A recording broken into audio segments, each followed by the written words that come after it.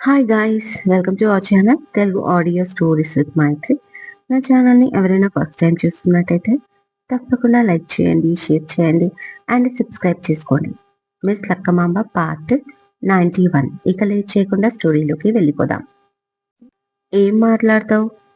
తనని నువ్వేమైనా పెళ్లి చేసుకునేది ఉందా? లేదు కదా. అలాంటప్పుడు మా డాడీతో మాట్లాడాల్సిన అవసరమే లేదు మీకు.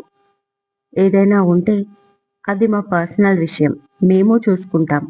మా స్వీటీ గురించి మీకు అక్కర్లేదు. ఇక మీరు వెళ్ళొచ్చు అని కోపంగా అన్నాడు రోషన్ శౌర్యతో.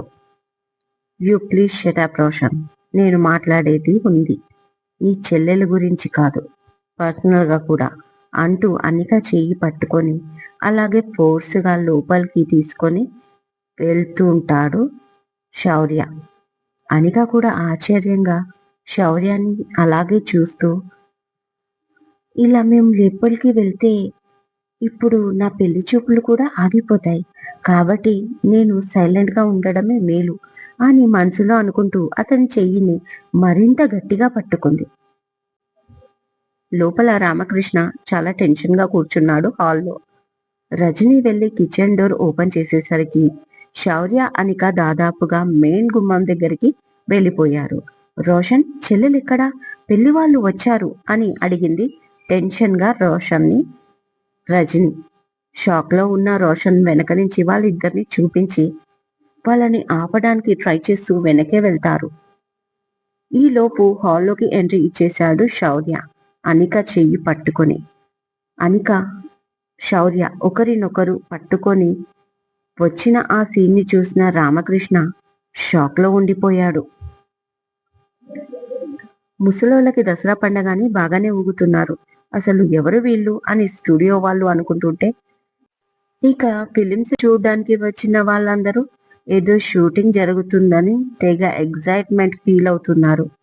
ఎవరికి వాళ్ళు వీడియోలు తీసుకుంటున్నారు. ఇంకా దూరంగా నిలబడి సెల్ఫీలు కూడా. అది సీరియల్ షూటింగ్ అని కొందరు అనుకుంటే, కాదు సినిమా షూటింగ్ అని మరికొందరు, కాదు ఇది వేరే భాషా సినిమా అని ఇంకొందరు. ఎవరికి వాళ్ళు చర్చించుకుంటూ హ్యాపీగా సావిత్రి ఇంకా హెల్మెట్ పెట్టుకున్న వ్యక్తిని చూస్తున్నారు. ఈ ప్రపంచంతో సంబంధం లేదు అన్నట్లుగా వాళ్ళు మాత్రం పాత సినిమా పాటల్లో పక్క నుంచి రావడంతో తెగ యాక్టింగ్ చేసేస్తున్నారు ఇద్దరు.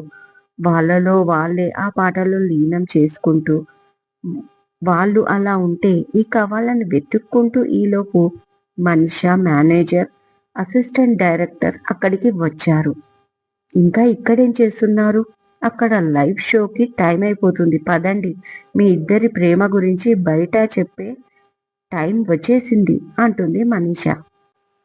కట్ చేస్తే కెమెరా ముందుకి వచ్చారు ఇద్దరు. కెమెరా ఇంకా రోల్ అవ్వడం లేదు. ఈలోపు మీరు ఏం చెప్పాలనుకుంటున్నారో జనాలకి ఒకసారి క్లారిటీగా అనుకోండి అంటూ వాళ్ళని మాట్లాడుకోమంది. సావిత్రి మాత్రం ఆరాధనగా హెల్మెట్ వ్యక్తిని చూస్తూ ఉంటుంది.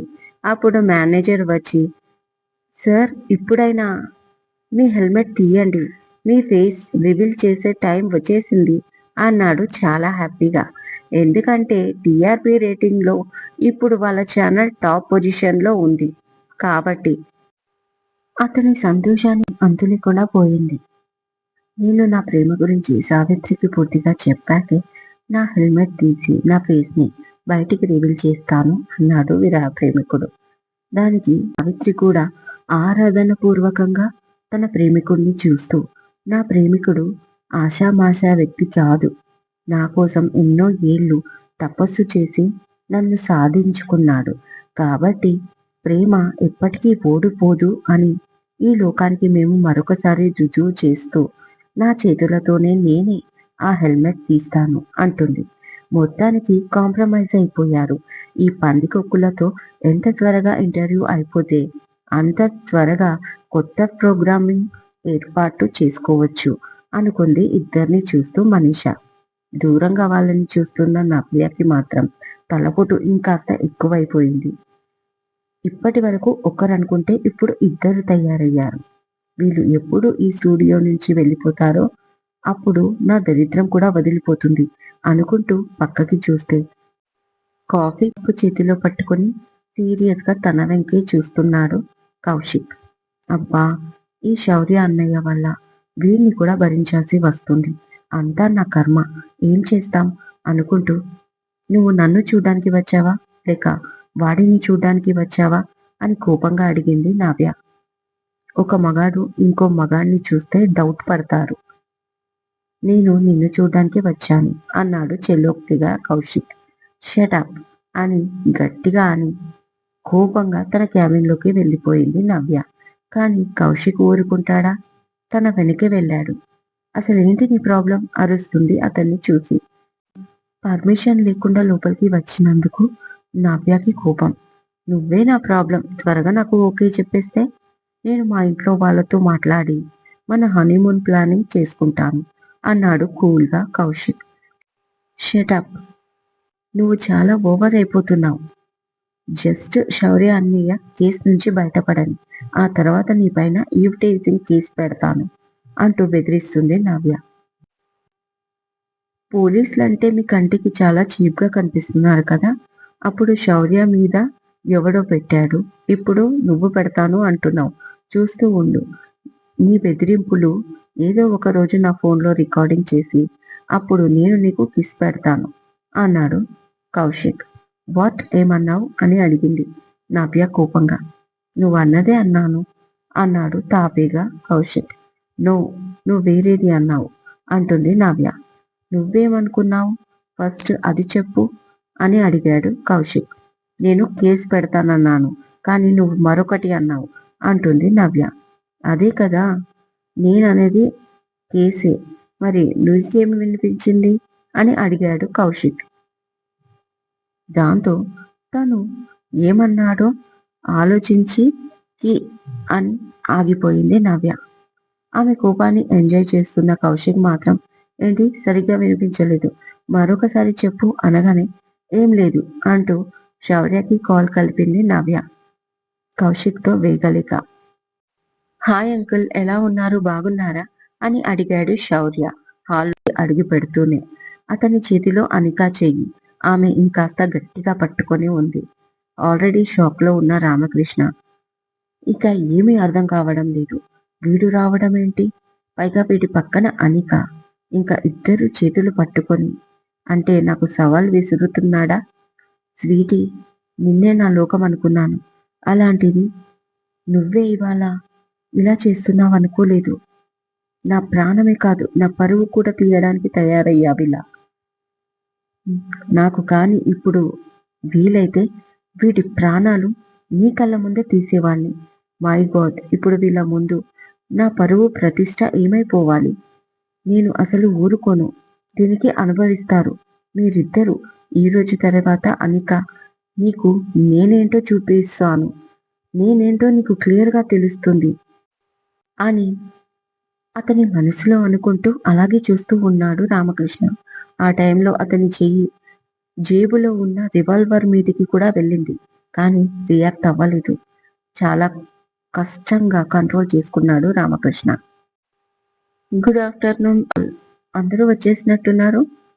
హాయ్ అండి. Sorry for the late. అది నా వల్లే జరిగింది అంటూ వాళ్ళకి చెప్పి ఆంటీ ఆంటీ అని పిలిచాడు శౌర్య రజనీని. ఈలోపు రజని భయపడుతూనే బయటికి వచ్చింది. సారీ ఆంటీ లేట్ అయ్యింది అనికను తీసుకురావడానికి. సో ప్లీజ్ తనని రెడీ చేయండి.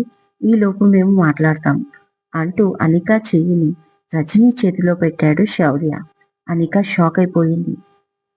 ఆమె ఆ షాక్‌లో ఉండగానే అలాగే నాన్న అంటూ రజని అనిక చెయ్యి లాక్కొని లోపలికి తీసుకెళ్ళిపోయింది.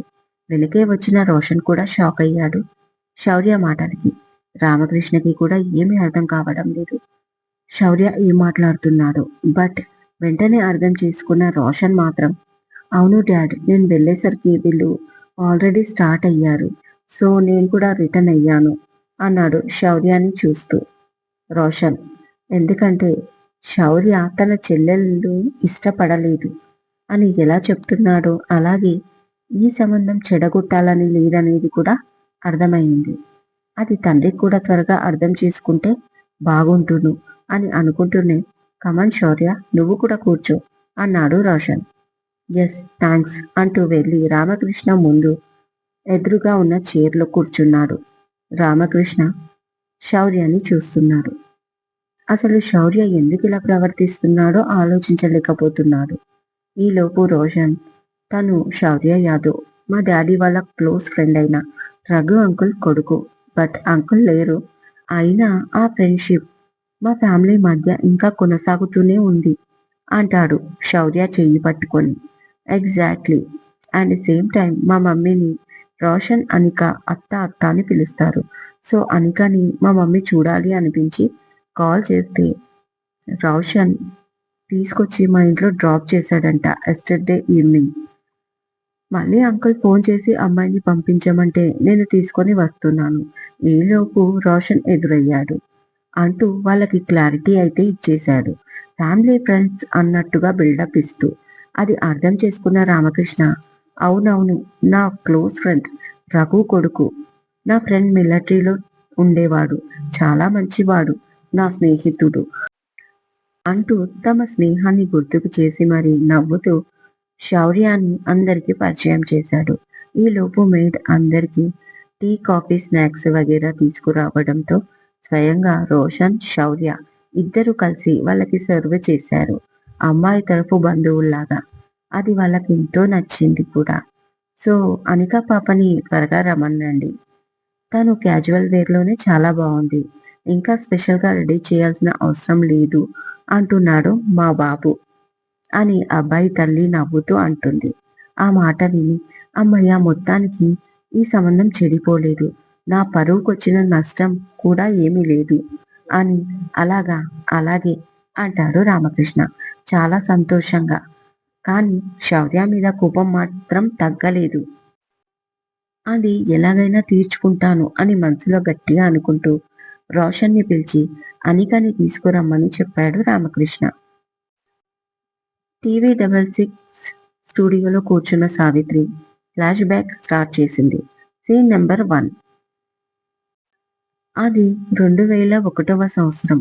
మనసంతా నువ్వే రిలీజ్ అయిన కొత్తలో బ్లాక్ టికెట్ల కోసం వెళ్ళాను. 80కి 160, 80కి 160, 80కి 160 అటూ ఇటూ చూస్తూ తిరుగుతున్నాడు ఒకడు.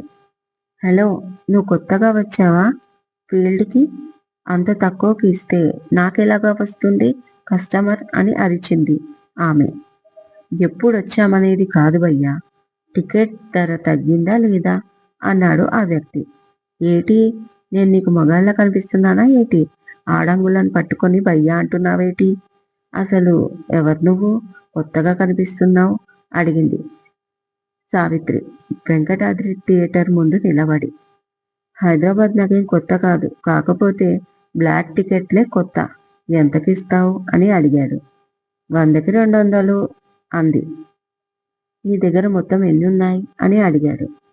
ఒక 20 ఉన్నాయి అంది సావిత్రి. ఆ 20 టికెట్లకి డబ్బులు ఇచ్చేసి అన్నీ తీసుకున్నాడు ఆమె దగ్గర అతను.